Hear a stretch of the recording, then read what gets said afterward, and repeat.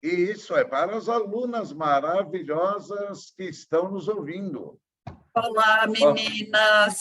Aê, cumprimente todas aí, que já já eu entro para cumprimentá-las. Como vão vocês? Aproveitaram muito essas longas férias? É, Então, nós estamos apanhando um pouco para fazer a gravação com o PPT. Então, um pouquinho de qualidade se perde com o PDT, mas temos que encaminhar para vocês o trajeto junto com o Dante Alighieri. Então, a palavra ao Edu. Maravilha, meninas. Primeira coisa, feliz 2022, um número espetacular, né?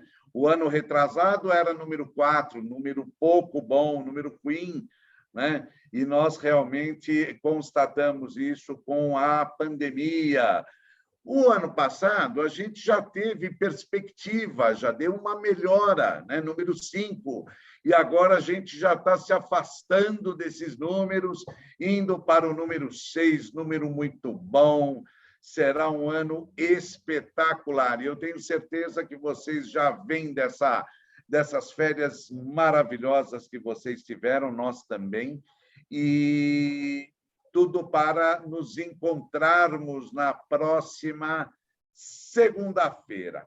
Olha, eu não vou esquecer que, a pedidos, nós montamos, e estamos montando ainda, o curso não, eu me corrijo toda hora, mas não adianta. O nome é Sessões Críticas, né? Nós fazemos são críticas a respeito do grande poema do Dante Alighieri, chamado Divina Comédia. Na realidade, o Alighieri não deu esse nome. Quem deu esse nome foi o Boccaccio, Giovanni Boccaccio. Quem tinha dado o nome era o Dante, deu o nome de Comédia. Por quê? Porque é assim, como a história começa no inferno, passa pelo purgatório e vai chegar lá no paraíso, né? Então, teve um final feliz. Toda vez que tinha um final feliz, na literatura é conhecida como comédia. Quando o final não é tão feliz assim, por exemplo, se a história fosse o contrário, se começasse no paraíso, passasse pelo purgatório e depois chegasse no inferno, aí seria uma tragédia. Então, olha só que vocês acabaram de aprender agora, hein? A diferença entre comédia e tragédia.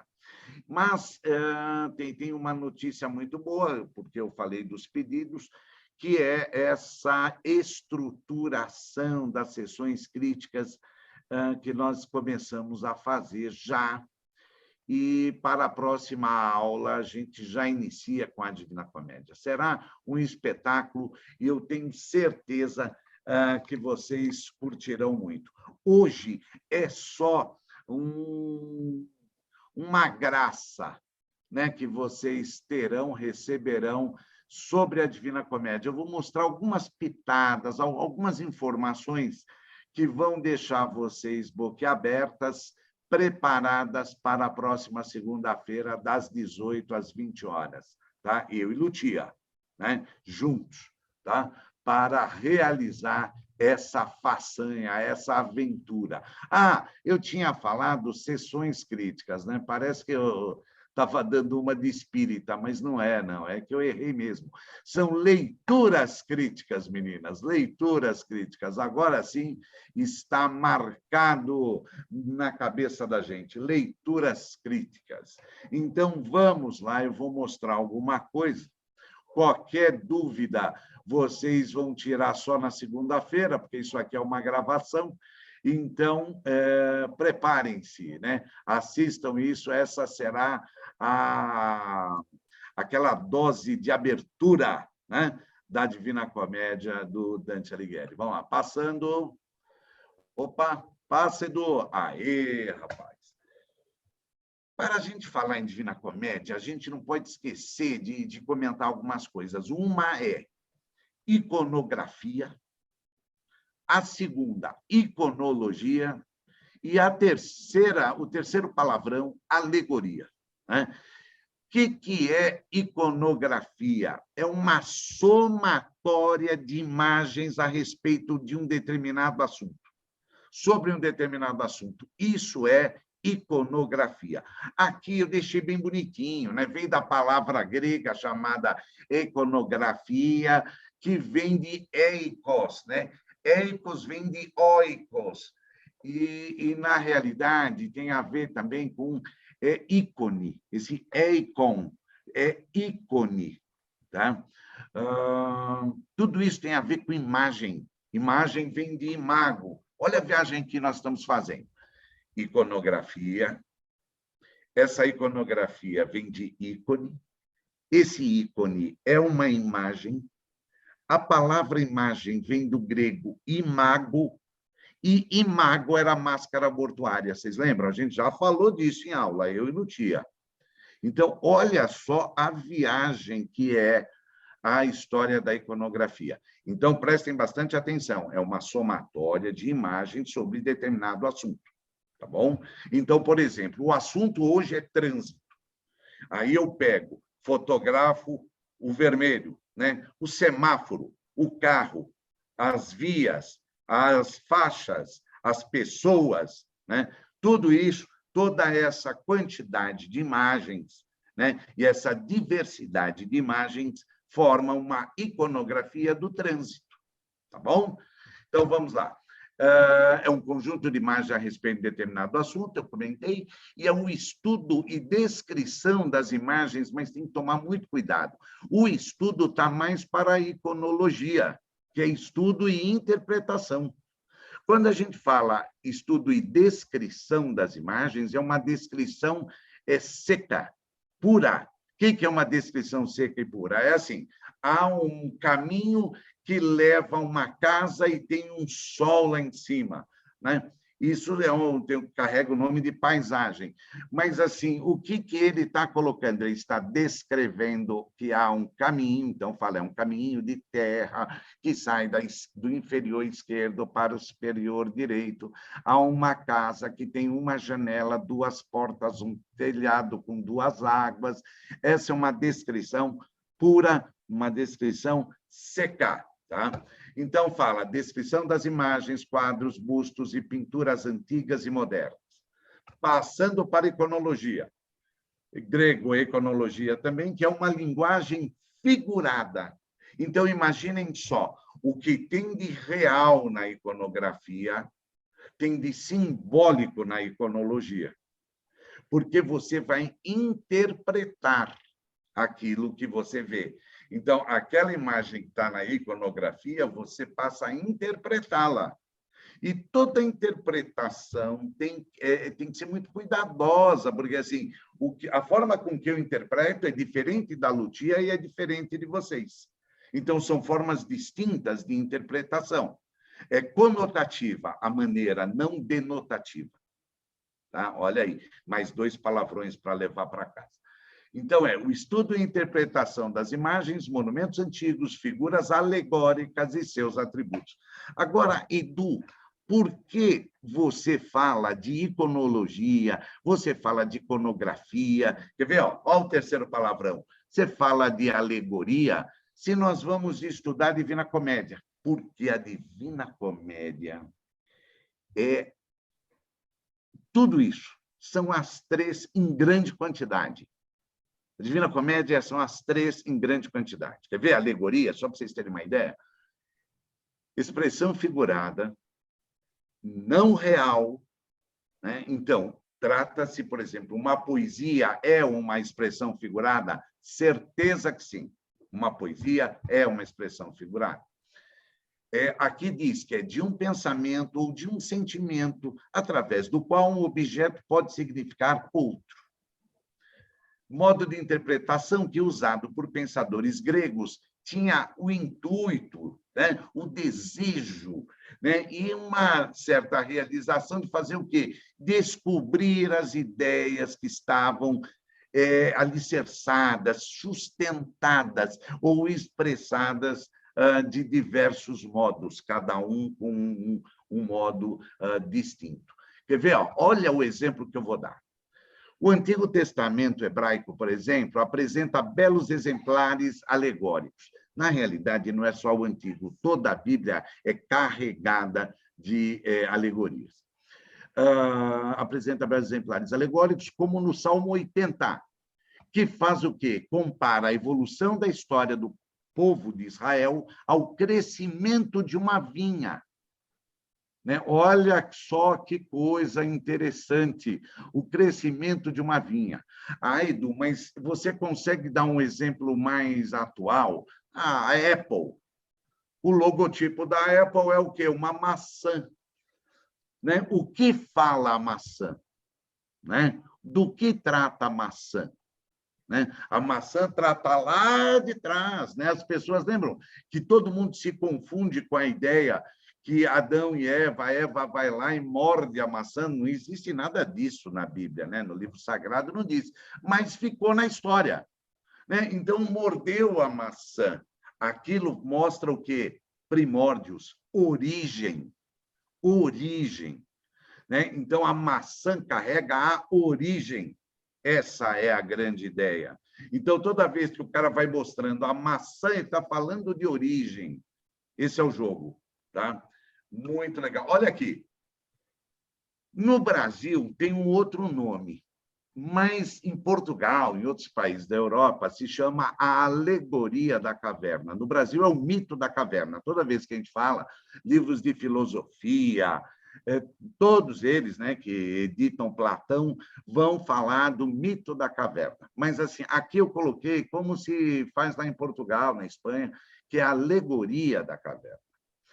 Quando Platão ele escreve essa alegoria, ele não escreve essa alegoria para que você leia que as pessoas viviam na caverna e só um conseguia enxergar, né, a possibilidade de ir lá enfrentar os gigantes, porque para eles, que nunca tinham saído, eram todos gigantes que viviam lá fora, iam matá-los.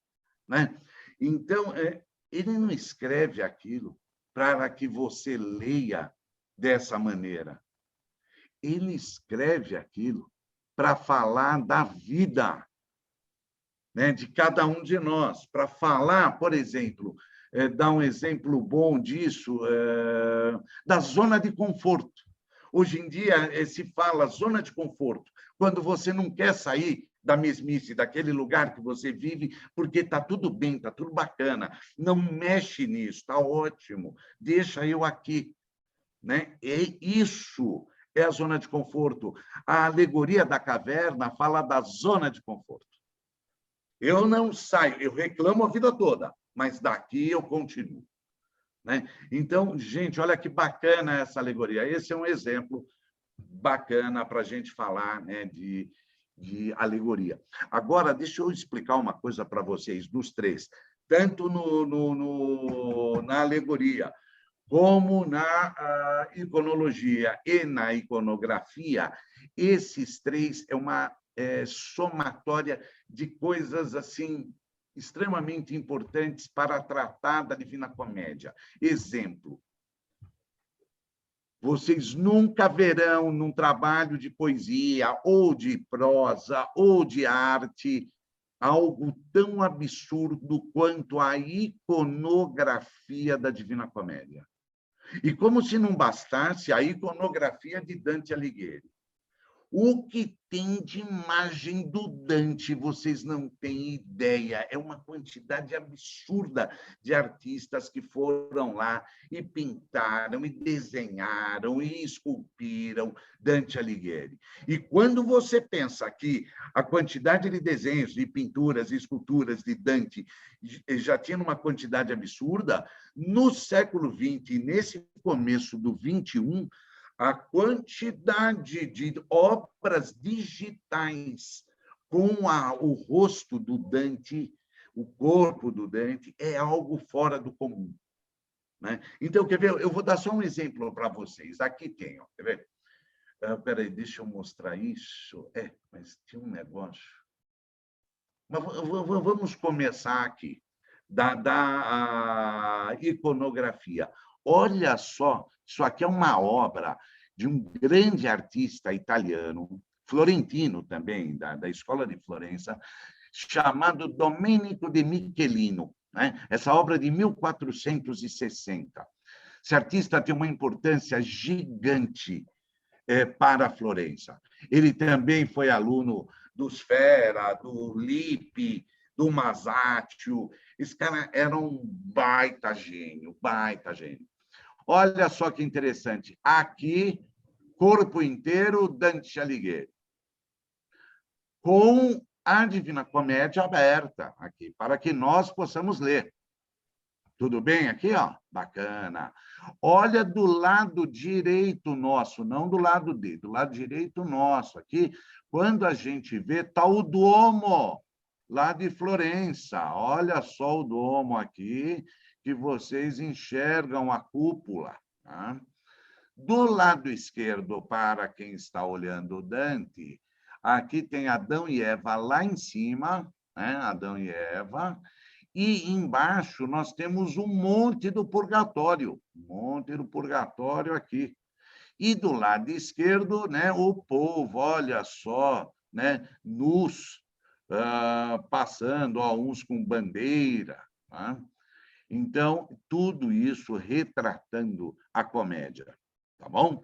Isso é bom saber. Isso aqui é uma obra que foi espalhada durante muitos anos, tá? Isso aqui foi desde 1460 até hoje, nós estamos em 2022, essa obra circula em tudo que é lugar. Tá? Então, é extremamente importante saber da iconografia, né? Tanto da Divina Comédia como do Dante. Olha aí, eu vou falar um pouquinho da história do Domenico de Michelino. Nasceu em 1417, século XV, e morreu em 1491. Né? Junto com Dante aqui, a cidade de Florença, a obra retrata o inferno, o Monte Purgatório, com Adão e Eva, e as esferas celestes. Pintor italiano da Escola de Florença e seguiu o estilo de um cara muito, muito famoso, chamado Frangeli. Ele nasce e morre lá em Florença, e ele pintou predominantemente cenas da Bíblia. Eu esqueci de colocar, pintou predominante, né? Não, predominantemente, vai. Aqui dá. Cenas da Bíblia. Obra mais importante pode ser encontrada nas paredes do Duomo de Florença, a Catedral de Santa Maria del Fiore, incluindo La Commedia Illumina Firenze, né? Florença, que mostra Dante Alighieri e a Divina Comédia. Passando aqui é mais iluminado, só para vocês terem uma ideia, né? Aqui fica mais fácil de enxergar os detalhes. Passando, olha aqui, eu falei agora, né, que ele ilustrava, né, a Bíblia. Ele tinha uma facilidade de pintar os personagens dos livros bíblicos. Né? Olha que interessante isso aqui. Aqui eu vou falar de uma outra obra de arte, de um famoso também, chamado François-Auguste René Rodin. Nasceu em 1840, morreu em 17. E esse francês, ele foi um escultor, mas um baita do escultor, todo mundo sabe disso, Burgueses de Calais, é uma das obras famosas dele. E, apesar de ser considerado o pai da escultura moderna, ele não se propôs a se rebelar, né, contra o passado. Ele foi educado tradicionalmente, teve o artesanato como abordagem em seu trabalho e desejava o quê? O reconhecimento da academia, embora nunca tenha sido aceito na principal escola de arte de Paris. Muito engraçado a gente falar que Rodin, né, ele não era aceito pelos seus pares, que nem o considerava par, né? Isso é bem bacana a gente saber, né? E isso me lembra, isso faz lembrar o Carlos Drummond de Andrade, que nunca foi chamado para a Academia Brasileira de Letras. Nunca foi chamado para a academia. O que eu acho uma verdadeira piada, né? De mau gosto, mas uma piada. Passando, olha a obra que vai lembrar o nosso amigo Dante Alighieri. Essa obra é muito linda, né? Chamada A Porta do Inferno, né? Olha que coisa espetacular que essa obra provoca, né? Trabalho de uma... Como é que é o nome disso? De um alto relevo. É alto relevo, Lutial? Eu estou enganado. Tem algumas regiões, É. como, por exemplo, essa da direita, que é meio que um médio-baixo relevo. Mas Tá. aqui a gente tem figuras bastante saudáveis. Aqui para É cima, né? A representação do alto relevo. Daqui a Isso. pouco parece que o pensador vai cair de lá. Vai. Ele pensou Tão tanto em que caiu. relevo que ele está. É verdade, é verdade. Ele pensou tanto que é perigoso cair. É isso mesmo, Lutia. Obrigado. E agora, passando para vocês, olha só esse detalhe.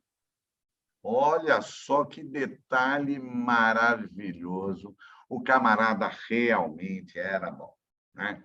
Ele era muito bom, não tem jeito. Existem umas obras dele que eu acho que quem fez foi a Claudel.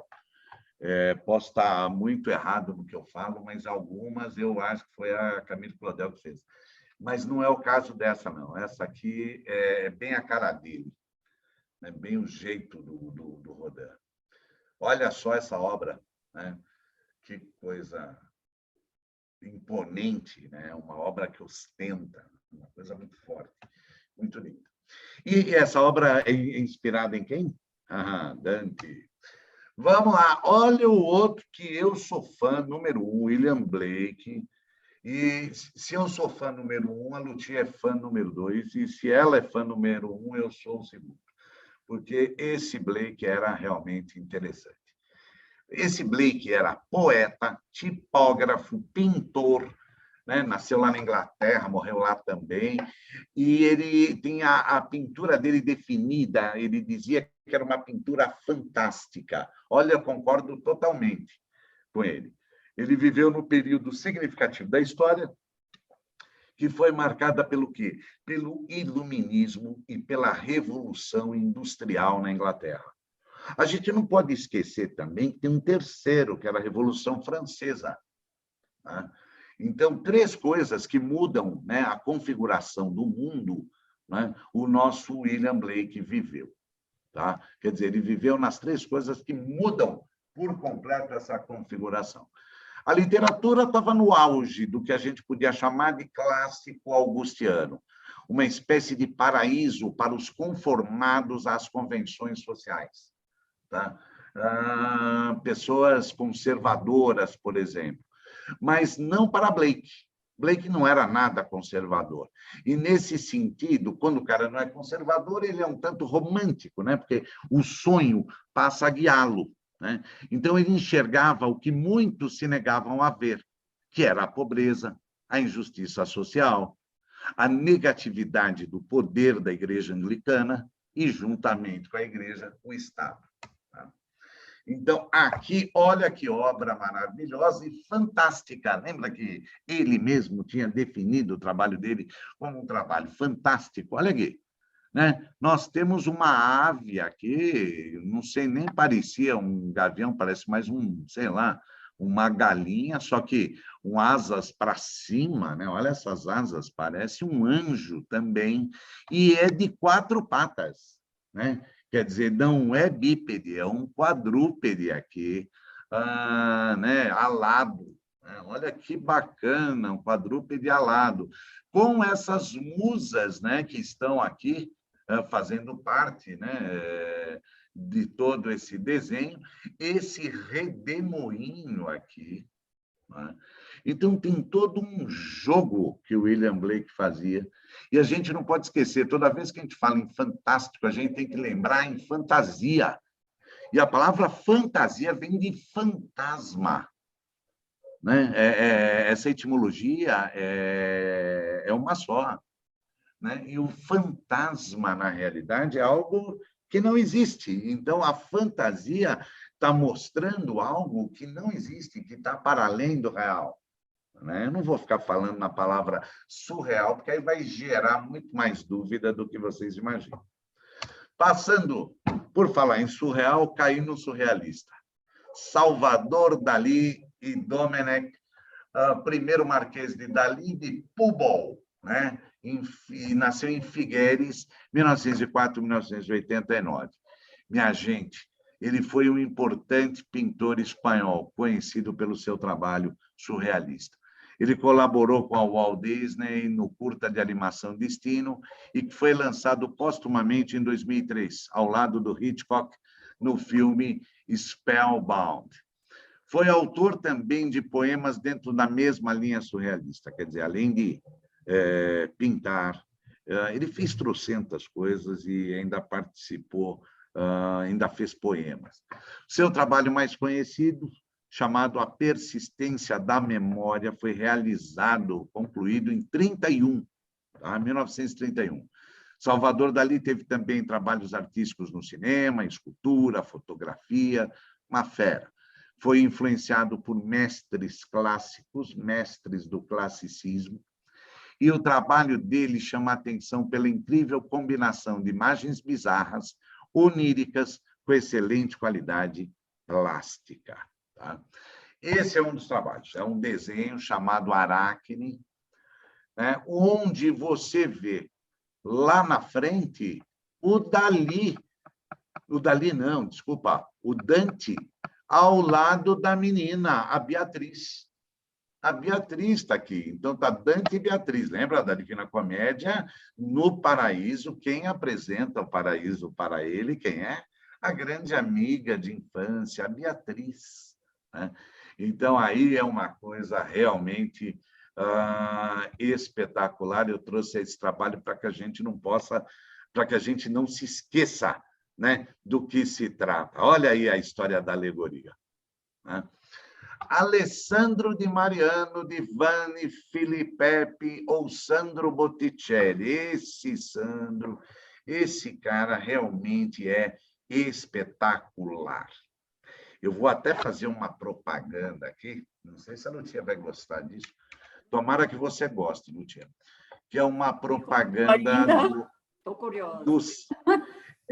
Assim, o livro que saiu, uma edição em português da Divina Comédia, é da editora Unicamp. E é uma maravilha, E é todinha recheada com as ilustrações do Botticelli. Coisa mais bela, mais gostosa de ver são as ilustrações do Botticelli. E esse sujeito, olha só, pintor italiano, assim como um dos seus irmãos, havia sido apelidado de Botticelli, que significa, em italiano, um pequeno tonel. Então, o epíteto substitui o Spanucan, sobrenome de família, passando a identificar o futuro pintor. Sandro Botticelli usava todas as cores, em especial as cores frias. Aprendiz no ateliê do Filippo Lippi, quase todos, tá? Nesse período da Renascença, no início da Renascença, estudaram no Filippo Lippi. Estudou na Escola Florentina do Renascimento, igualmente receptivo às aquisições introduzidas pelo Masaccio, na pintura do Quattrocento e tendências do gótico tardio. A gente não pode esquecer, começa lá no período paleocristão, falando da Idade Média, tá? Paleocristianismo, vai chegar no período bizantino, do bizantino vai cair uma parte da Itália, que vai ser lá em Ravenna, vai se chamar período românico, e depois tem um período onde aquelas portas são ogivas, formato ogival. Quando você olha para a porta que tem um formato de ogiva, é sinal que você está no gótico. Tá? Ali é o gótico. Então, esse gótico que eu estou falando é justamente isso. Não é o gótico daquelas pessoas de preto, aquela modinha dos anos 80 que veio da Inglaterra, não. Seguiu os preceitos da perspectiva central e estudou as esculturas da antiguidade. Pô, estudar a escultura da antiguidade é estudar a escultura da Grécia e de Roma. É estudar essas duas. Evoluiu depois para a acentuação das formas decorativas e atenção dispensada à harmonia linear do traçado, ao vigor e pureza do colorido. E as suas obras tardias, gente, revelaram ainda um expressionismo trágico, de agitação visionária, fruto certamente da pregação de um louco. Existia um louco na Itália, nesse período, chamado Savonarola. Eu já falei para a Lucia que tinha que ter resolvido a vida desse cara há muito mais tempo. Esse camarada atormentou o Papa, atormentou todo mundo na época. Ele era um chato, Eu me lembro muito bem na época que o nosso amigo que tinha o topete, foi presidente da República, o Itamar Franco, ele sempre atormentava os outros, né? Não deixava o Fernando Henrique fazer nada, tudo. E aí, quando o Lula entrou, a primeira coisa que ele fez foi mandar ele para a Itália ser embaixador. Ele não sabia falar nada de italiano. Imagina um embaixador que não sabe falar a língua do país que ele se encontra. Genial. Lembra disso, Lucia? Nossa, isso era uma vergonha. Não, é uma vergonha. E o Savonarola era assim, ele não queria saber. Né? Eu queria até ver, quer ver? Gente, me dá um segundo só para eu tirar uma dúvida aqui, porque assim eu fiquei curioso. Eu não lembro, peraí. O fim do Savonarola, peraí, eu acho importante, para que a gente possa, todos nós, rirmos juntos. Quer ver? Peraí. Finalmente, ele foi queimado na fogueira, em 1498. Era impossível deixar esse cara sem queimar de alguma maneira, né? E aí foi na fogueira. Aquele povo lá também não dormia em serviço. Passando, olha a obra do Botticelli, Lucia. Olha que coisa. Esse é um só desenho que tem nessa edição. Um desenho apenas. São vários, é uma quantidade imensa de desenhos que ele pega página por página da comédia e faz a ilustração.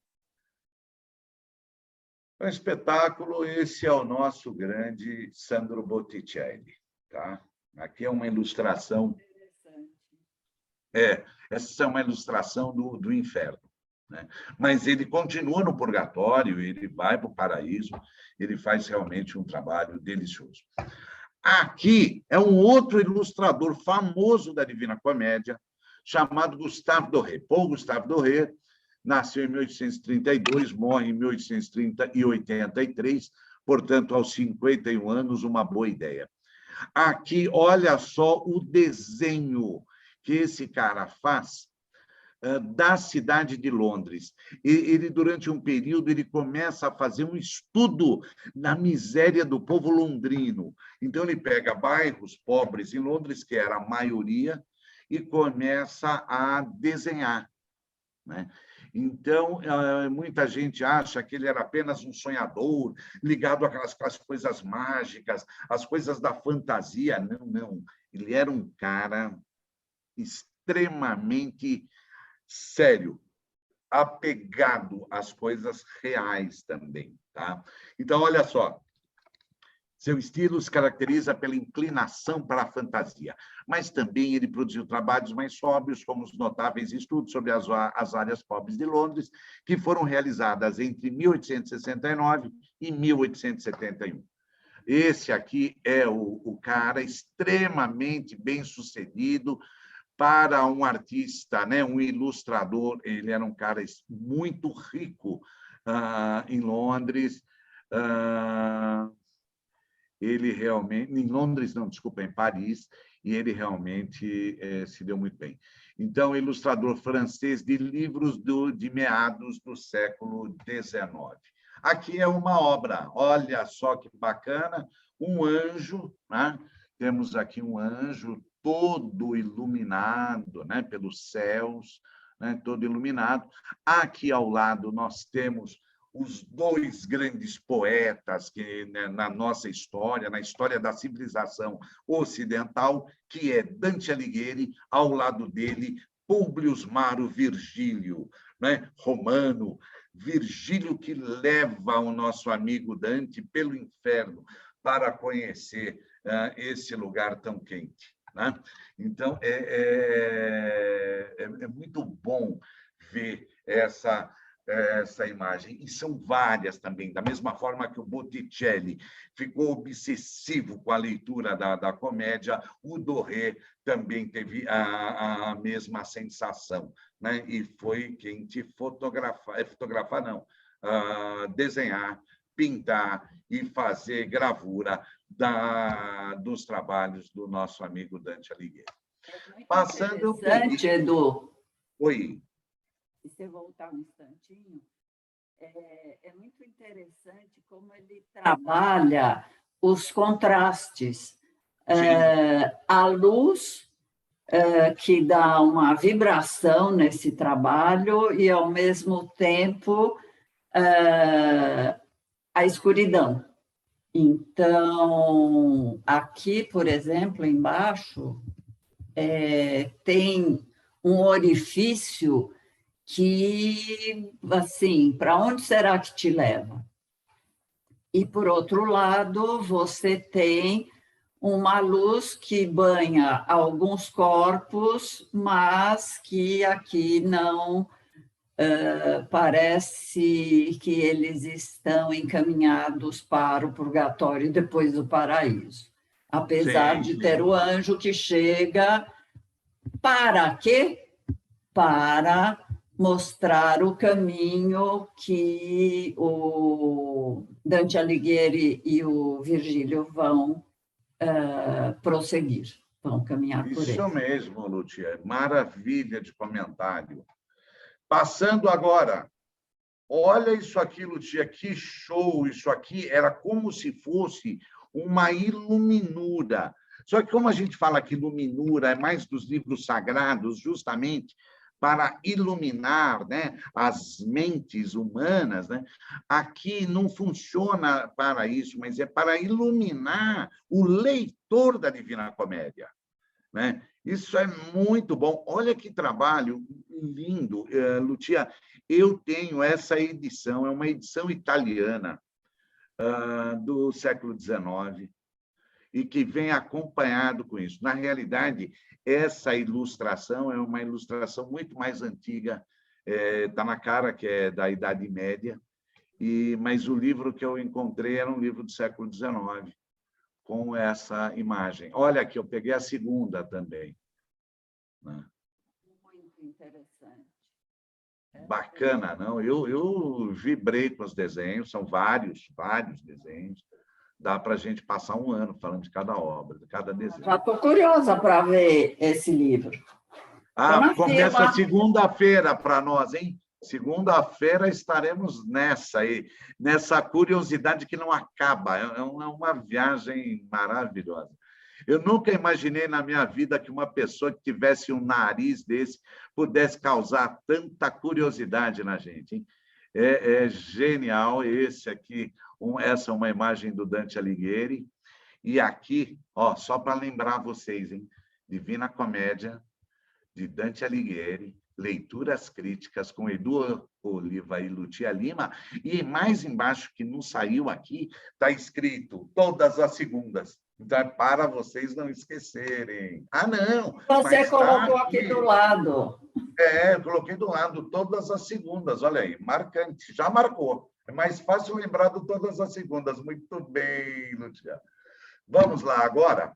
Vou falar uma coisa bem rápida para vocês, porque senão vai passar o tempo, né? Então, vamos lá falar dos motivos para ler a Divina Comédia e participar das nossas leituras críticas. Olha só. Primeiro, é o primeiro dos grandes livros do Ocidente que foi escrito numa língua vernácula. Oh, muito bom, Edu! E o que quer dizer uma língua vernácula? Uma língua vernácula é aquela que se refere ao seu lugar, ao seu país. Então, por exemplo, qual é a língua vernácula do Brasil? É o português. Qual é a língua vernácula da Alemanha? É o alemão. A língua vernácula da Itália, o italiano, de Portugal, o português, da Espanha, o espanhol, da Romênia, o romeno, é isso, né? A língua de cada lugar. Aí vocês vão falar, porra, Edu, você é bem idiota, né? Você está falando uma coisa óbvia. Não, não, não. Não é óbvio. A história é outra. Os livros que eram lançados na época do Dante Alighieri eram livros lançados em latim. E quando não era em latim, era em grego. Então, era em latim ou grego, ou melhor, era nos clássicos. Sempre os livros eram lançados à língua dos clássicos, que era o grego e o latim. Tá? Grego da Grécia, latim de Roma. Essa era a ideia. Então, vamos lá. Pode não parecer bastante, mas se você pensar que o Dante terminou de escrever a obra por volta de 1320, ele começa em 1304, ele vai acabar lá em 1320, e as literaturas vernáculas, não escritas em latim, tá? Só começaram a ser escritas no final do século XV. Então, o camarada estava adiantado um século, né? 1 século e 80 anos. Né? Ele estava há 1 século e 80 anos. Então, prestem bastante atenção aqui, ó. Final do século XV, que começam os livros escritos na língua vernácula. É algo importante a gente considerar, tá? Outra coisa, além disso, o fato de ter sido escrito numa língua considerada feia, na época do Dante, o italiano era uma língua feia. Né? Olha só, isso mesmo, no começo do século XIV, o italiano, ou dialeto, que viria a se tornar o italiano, ele era considerado um idioma menor, sem graça. Mostra que o autor, além de talento, tinha coragem e era inovador. Inovador é isso. Inovador é isso. Quando você está 180 anos ou 100 anos, que seja, ali fazendo algo completamente diferente do que os outros faziam. E as pessoas vêm em cima de você. Isso é inovador. Né? Dizer que agora o camarada vende uma caneta Bic, aí ele põe um pompom na ponta e já muda e fala que isso é inovação, tem a dó, né? Tem a dó. Inovação é o que Dante fez. Segundo motivo para que vocês, né, façam a inscrição, diz que valerá a pena. É o primeiro e maior épico moderno, para facilitar a cabeça de todo mundo. Épico é algo heróico, né? Então, a literatura épica é a literatura que trata do herói. Né? A lista dos grandes épicos escritos antes da Divina Comédia é grande. Então, vamos lá. Ilíada, Odisseia, essas duas do Homero, para a gente não esquecer, hein? Vocês lembram do filme Troia, da história da Guerra de Troia? Lembrem do cavalo, como é que é o nome do cavalo lá? O Lucia, me ajude. Eu só lembro que é cavalo de Troia. O resto... Isso, o cavalo de Troia, ficar todo mundo dentro do cavalinho. Quando eles entraram em Troia, saiu todo mundo, foi um regaço. Essa história é genial. E está lá nos livros do Homero. Eneida do Virgílio, gente do céu, Eneida é maravilhosa.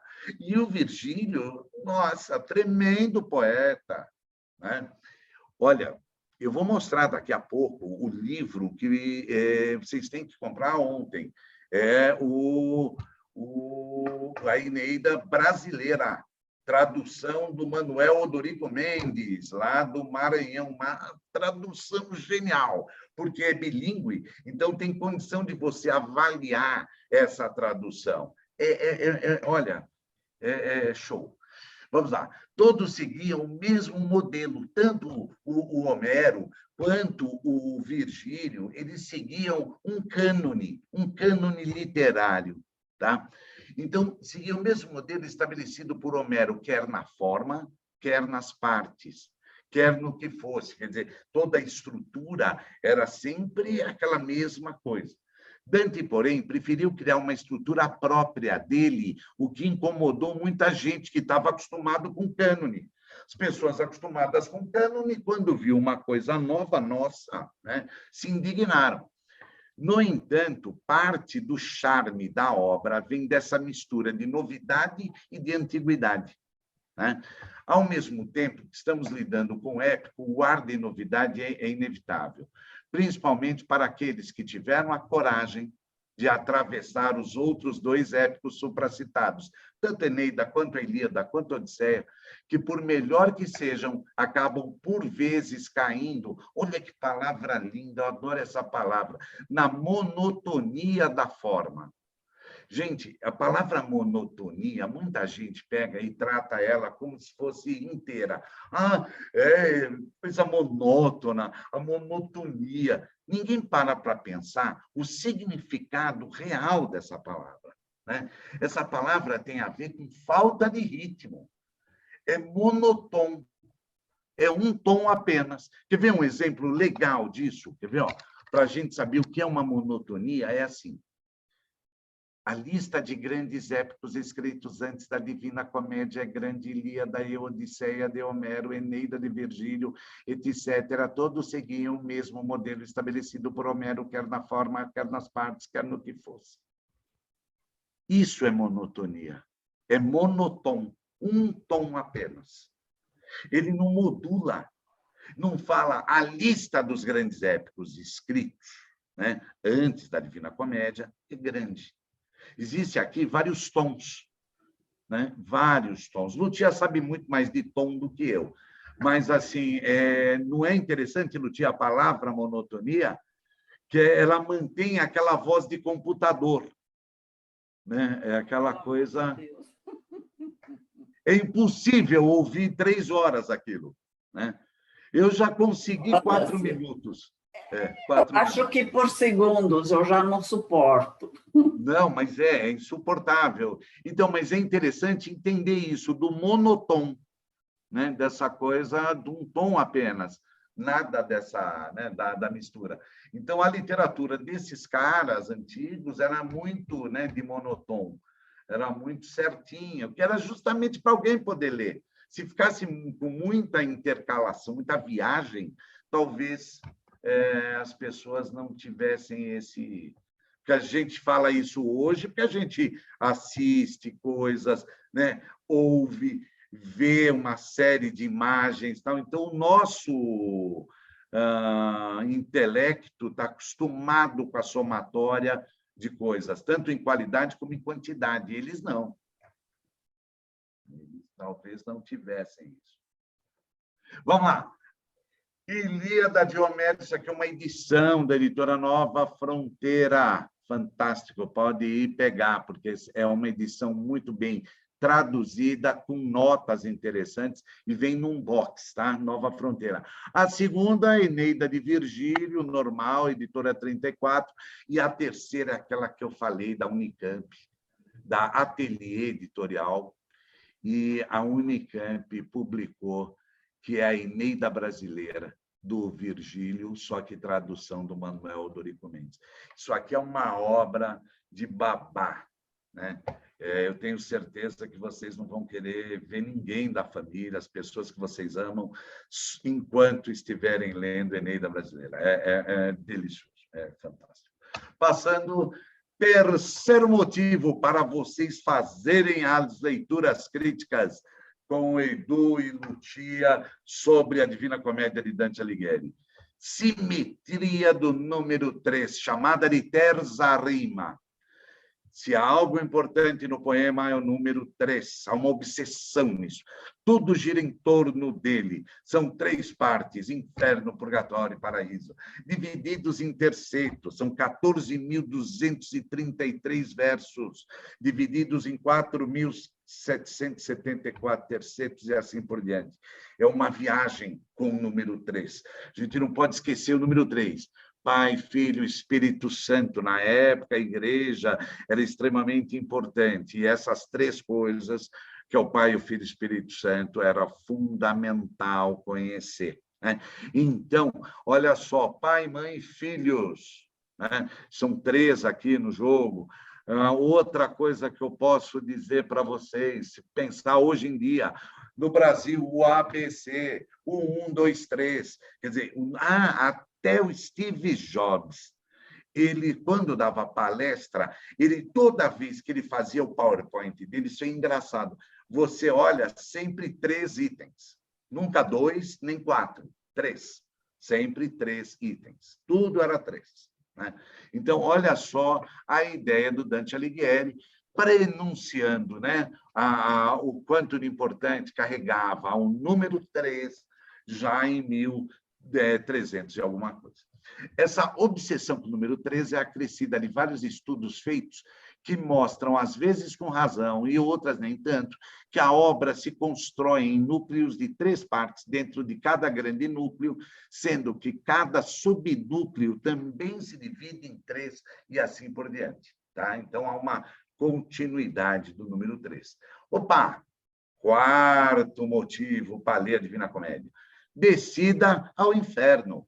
Nos épicos anteriores, era normal ter um trecho no qual o herói descia para onde? Para o submundo, o mundo dos mortos. Por isso, começa lá no Egito. Lá no Egito. O livro dos mortos já tem uma coisa parecida. Não era um herói, mas já existia algo de descer, né? De descer para o mundo dos mortos. Foi assim na Eneida, também na Grécia, como na Odisseia. No entanto, na Grécia, não, em Roma, a Eneida e a Odisseia na Grécia. No entanto, nada, absolutamente nada se compara ao inferno de Dante. Até hoje, existe o nome de um adjetivo que a gente chama de dantesco, que significa o quê? Segundo o dicionário Roais, significa algo de grande horror, de diabólico, medonho, pavoroso. Há de tudo nos círculos desse lugar, até um papa enterrado num deserto de gelo. E, além de tudo, ainda tem os miolos expostos. E lembrem, ele era católico devoto, hein? Não fez isso aí porque ele não gostava da igreja, ele era um crítico, não tinha nada disso. Ele era devoto fiel, tá? As imagens, mesmo hoje, impressionam e causam o quê? Causam um grande terror nos leitores. Isso é bom. Não para vocês, porque vocês já vão começar essa obra sabendo de algumas coisas, porque eu e Lucia não vamos aguentar deixar para depois. Então, a gente vai dar uns spoilerzinhos, que é para vocês lerem com amor e carinho, como nós também fazemos, tá bom? De quebra, o Dante ele conseguiu sedimentar, minha gente, e mesmo criar a nossa visão sobre o inferno. Não foi a Bíblia que criou a nossa visão sobre o inferno, não. Foi o inferno de Dante. Então, olha só a importância da leitura disso. Gente, ele consegue mostrar para não só as pessoas, mas como para a história e para a frente e para o futuro, como é o inferno. Que loucura, Que viagem desse cara! Esse cara maravilhoso, foi uma viagem de verdade. Então, o diabo e toda a mitologia que envolve o lado de baixo. Né? Aquela ideia de ínferos. Né? O que é ínferos? Algo inferior. Né? Por isso que ninguém quer inferioridade, quer sempre superioridade, quer viver na supéria e não no ínferos, né? Que é o inferno. Então, vamos lá para o quinto motivo. Olha quantos motivos tem para ler a Divina Comédia. Eu só peguei 7, né? Podia pegar muito mais que isso, mas só pegamos 7, eu e Lucia. É uma das obras decisivas e mais influentes da literatura e da cultura ocidental. Pouquíssimos são os escritores, críticos e leitores que vão negar o valor dessa obra. E olha, são corajosos, hein? De Jorge Luis Borges a Boccaccio, né? Que justamente ele acrescentou o adjetivo devido, né? à comédia, todos elogiam, escrevem, plagiam, homenageiam o texto do poeta de Florença. Né? E é comum marcar a literatura e as mudanças que ocorreram nela do lado ocidental, baseados no quê? Na escrita de 3 obras. Uma é a Ilíada, a segunda é o livro do Cervantes, né? O Dom Quixote, e, claro, a Divina Comédia. Então, olha que bacana, eu peguei umas imagens aqui dos 3. Né? Olha o Borges, né? À esquerda. Aqui vocês pensam no meio que é o Dante, mas não é, é o Boccaccio. Olha como era a moda na época. Né? Eles compravam essa roupinha lá no shopping, lógico que isso aqui era feito em casa, né? E colocavam essa folha de louro, né, Lúcia? Isso é louro, né? Agora, você percebeu, como você comentou com o nariz do Dante Alighieri, Lembro. olha o perfil do Boccaccio. Também tem a ver com aquele nariz que era típico de italiano, né? Aí depois, Sim, de Florença devia ser todos, né? Porque ele é muito fechado e lembra uma ave, né? Porque tem a curvatura embaixo. Né? É bem interessante. Mas esse aqui ainda é melhorzinho, né, Lucia? Esse aqui ele ainda não dá para... está de perfil que nem o Dante Alighieri, vai saber. Mas eu acho que ele posou assim de propósito. Não? E olha o terceiro, só para que vocês não se esqueçam, lembrem sempre que a obra do Decamerão, né, que é uma obra genial, pelo menos para quem gosta do assunto sexo, o Decamerão é uma obra e tanto. É dele, desse menino aqui, do Boccaccio, tá? Do cara que deu o adjetivo divina à comédia. Olha só, aqui tem umas edições que eu também peguei, que eu não ia deixar vocês sem ler, né? A Ilíada do Homero, Dom Quixote, com a edição da Real Academia Espanhola. Eu tenho a edição da Real Academia Espanhola e realmente é um prazer, é um deleite ler esse livro. Há uma dificuldade em algumas palavras em espanhol que eu não conhecia, mas vale a pena ter um dicionário espanhol e outro dicionário de etimologia espanhola e um de latim para ajudar no entendimento de algumas palavras. Vale muito a pena. É um conselho do Edu. E o outro é aquela edição linda da Divina Comédia, que é aquela que tem o Sandro Botticelli como seu ilustrador. Né? Então, é delicioso. É a tradução do João Trentino Ziller, aí vem uma apresentação do João Adolfo Hansen e notas do Henrique Xavier. Quer dizer, vale a pena, tanto pela obra em si, como pela ilustração, como pelas notas. É tudo muito... É uma delícia, muito gostoso. Vamos lá. A influência, no entanto, do Dante é muito maior. Olha o que eu vou dizer. Chega em campos que o próprio Dante não compreenderia. Tem discos de thrash metal inspirados na obra. Um deles, chamado Dante 21 do Sepultura. É um CD do Sepultura lá de Minas Gerais, conhecida Dante 21, genial. Bem como prédios inspirados na cosmogonia da Divina Comédia, como é o caso do Palácio Barolo, lá em Buenos Aires, né? Existem jogos de videogame inspirados no famoso Inferno de Dante. Olha só, esse aqui é o Dante's Inferno, lançado em 2010 pela Electronic Arts. E aquele papa que eu sempre gostei dele, que é o Bento XVI, o Ratzinger, né? o Joseph Ratzinger, ele fez uma carta encíclica, uma encíclica chamada Deus Caritas Est. E ele disse que foi inspirado pelo canto 33 do Paraíso.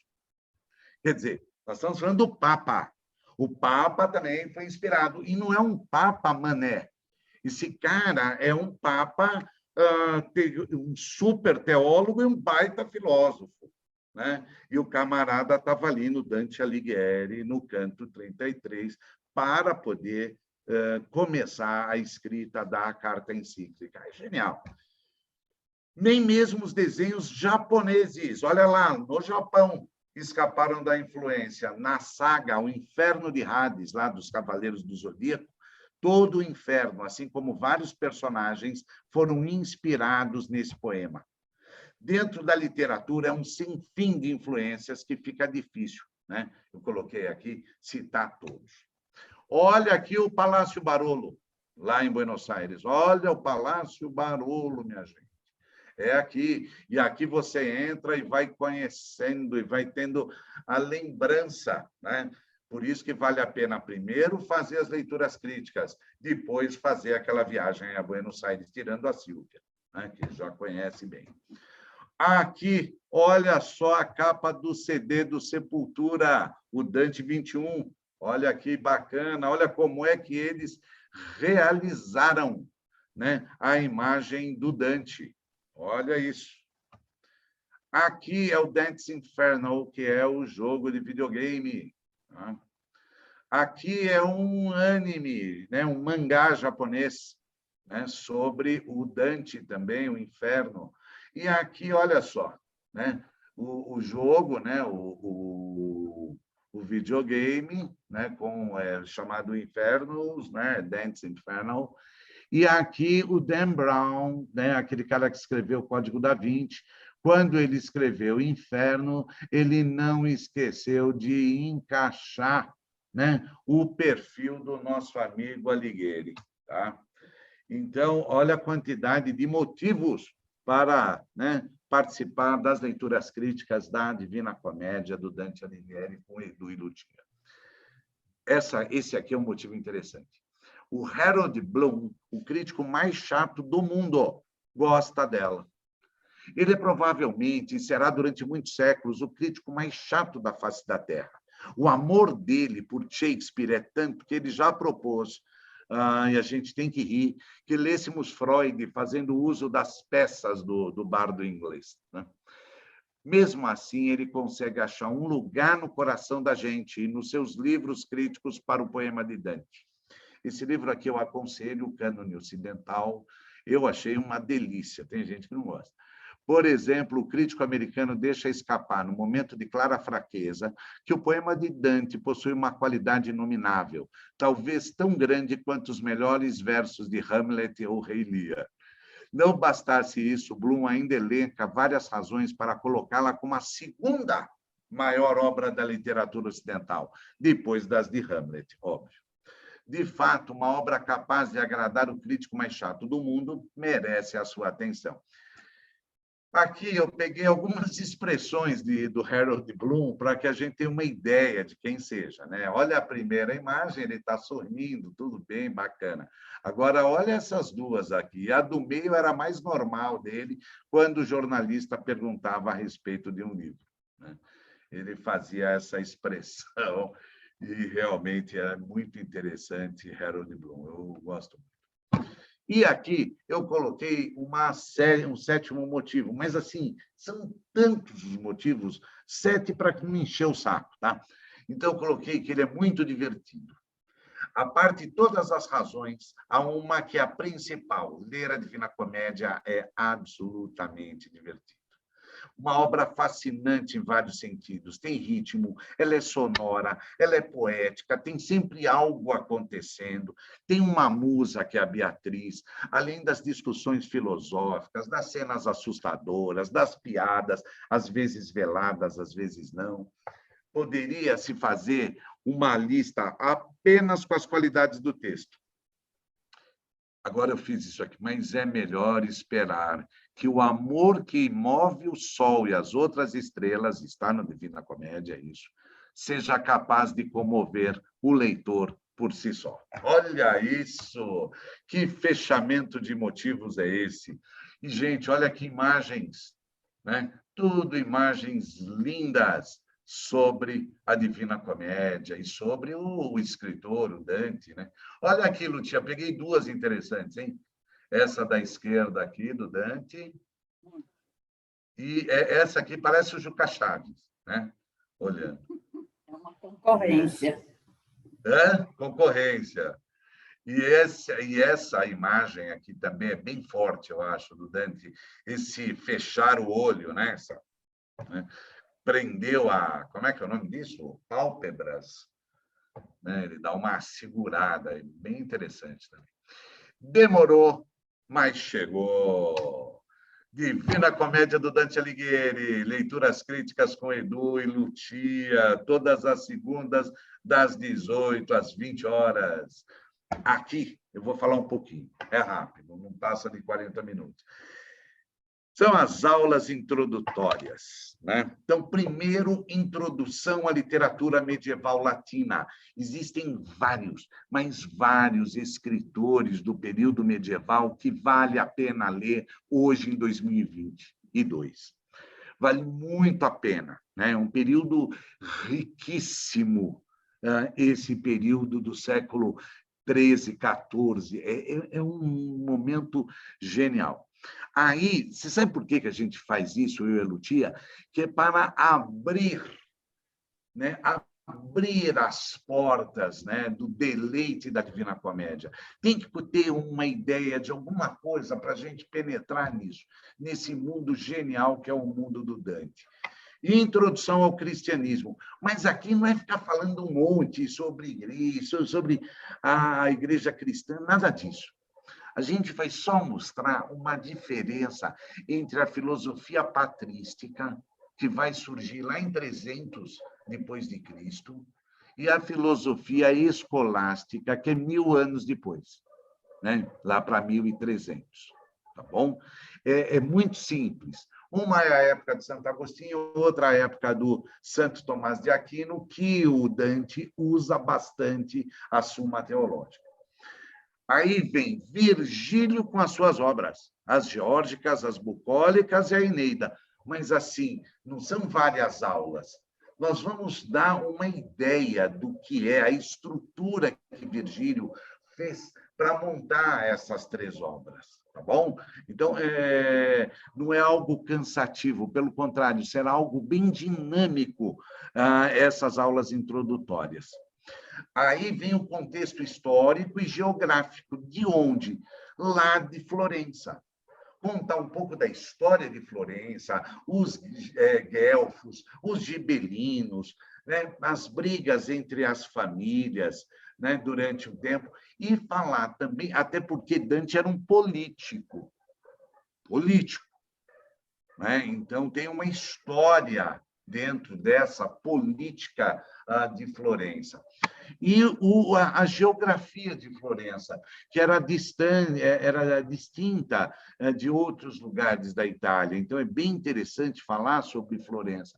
Isso vai influenciar na forma do Renascimento, lá na forma do Renascimento.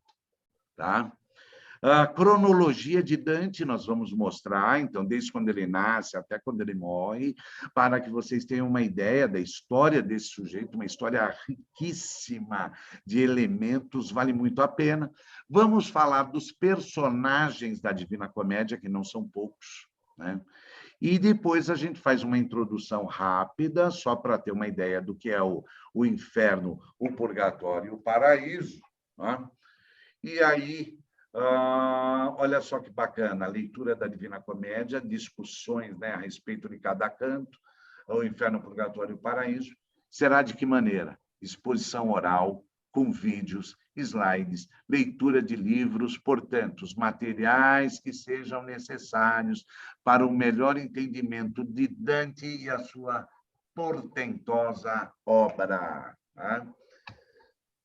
Gente, aqui é algo que, como eu e Lucia estamos mandando para vocês essa gravação, eu vou mandar junto o PowerPoint para que vocês leiam com carinho essas 3 coisas. É bem simples, tá? Mas que vai deixar vocês numa alegria imensa. Eu tenho certeza disso.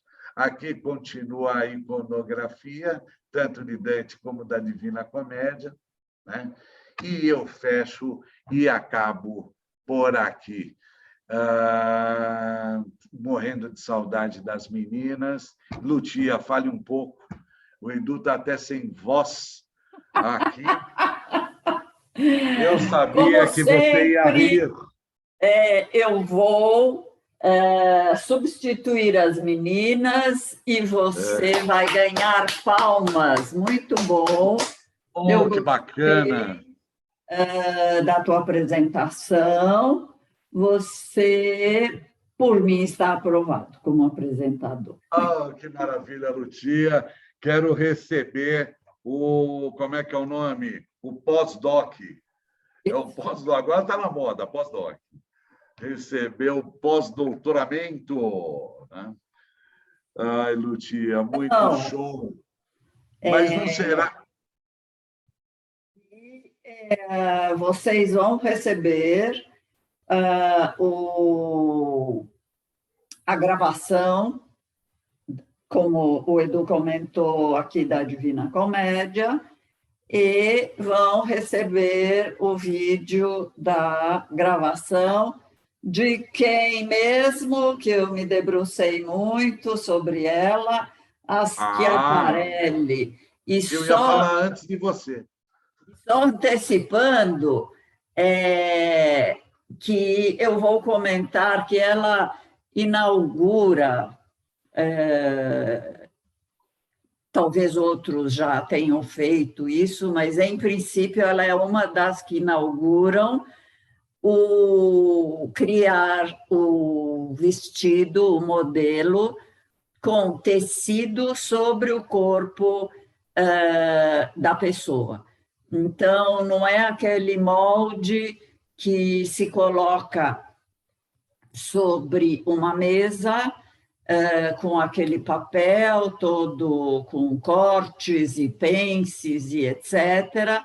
E aí, pronto. A pessoa, não importa se tem o busto um pouco mais avantajado ou menos, quadril também, e você tem que se virar nos 30 para caber dentro da roupa, que não foi feita exatamente para o teu corpo. Então, isso é uma inovação sensacional dela.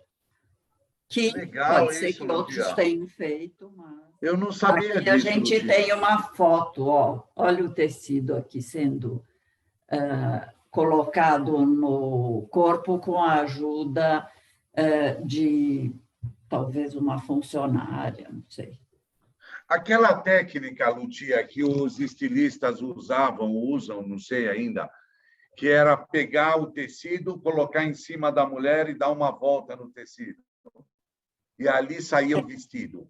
Isso é recente. Ou seja, recente, a Schiaparelli,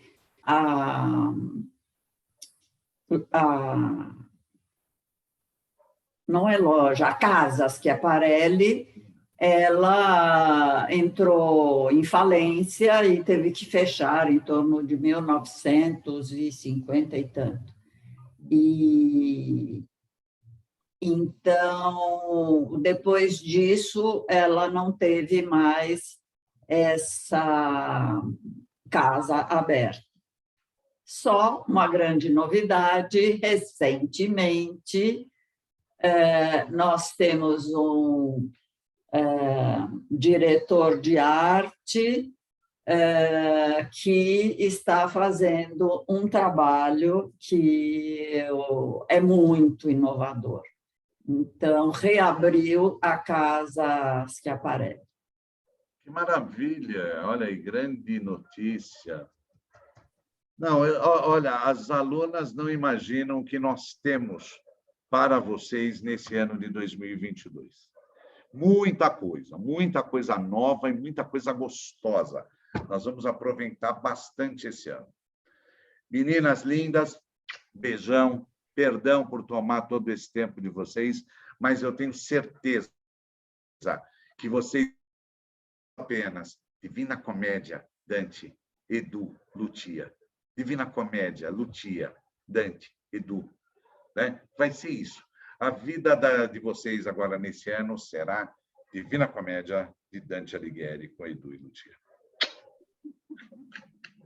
Tchau, Lucia. Lindas! Segunda-feira que vem a gente se vê porque vocês fazem falta. Não tem pergunta, não tem discordância, nossa, saudade. Não tem um monte de coisa. É verdade, é verdade. Então, saudade até segunda. Grande beijo. Tchau, grande tchau. Beijo. Beijão, Lucia. Beijão. Tchau, tchau.